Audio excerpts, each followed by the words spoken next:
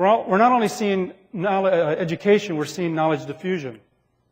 McKinsey did a study just actually this spring where they talked about the different types of workers. There's transformational workers, which actually take products and convert those products. That's called transformation, so extraction, that kind of thing. There's transactional workers, which are workers that take easily scripted or automated activity. We're seeing a lot of that activity now move offshore or inshore. I'll talk about that in a minute.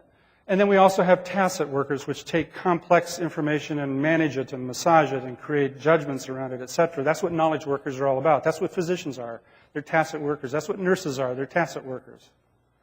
People that work in the back office, that's transactional in nature. People that build things, that's transformational. So we're seeing all those types of workers and where they work shift.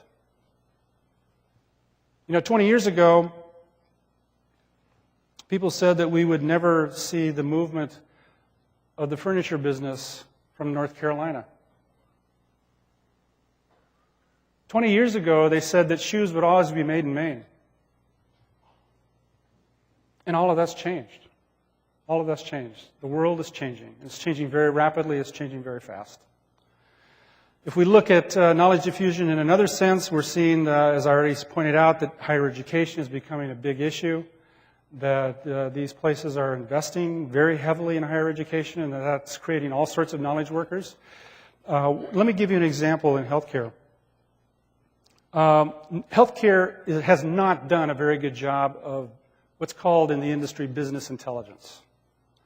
Business intelligence is where you take all your information, all the data that's coming in, and you massage that data, you analyze that data, and then you try to figure out what's going on with a particular problem. We look at lots of little pieces of data in healthcare, but we don't do business intelligence. So that, for example, we're right here in Los Angeles today, and if there was let's assume that it was in July, and there was a front coming in, and it was a high, and all of a sudden we had an inversion, and the ozone level was going to go up, we should be able to predict, because of analysis of the data, the number of asthmatics that are going to suddenly have asthmatic attacks because of the inversion, because of all that. We have no ability to do that in healthcare today. But if you took all the data around individual patients, if you took all the data from the National Weather Service and you combined that data and you analyzed it appropriately, you should actually be able to not only get a message out to those individuals, but you should actually be able to predict the number of people with asthma that are not going to show up in your ER. That's business intelligence. We don't do that in healthcare. Now, my argument around business intelligence is that that's going to be a new activity for us over the next decade, particularly with the development of clinical information systems. So why is that important? It's important because who's going to do the analysis? Well, one place you could turn is you could go to Vanderbilt and do that. You could go to Boston and do that. Lots of knowledge workers up there that do that kind of thing. Or you could look around the world. And because it's a new industry, I think we're going to look around the world. In some respects, does it make any difference where the biostatistician lives? Is that important?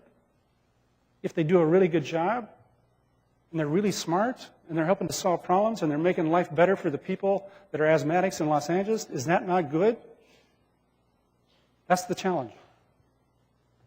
We're also seeing knowledge diffusion in other ways that is very important. This is a slide that shows some comparisons between the United States and China, and it's meant to depict the differences in culture and how difficult it is in some respects to actually get cultures to mesh together. So that, for example, in China, it's very important to live up to your agreements. In the United States, we fulfill our agreements. In the business culture in China, the boss has the final say.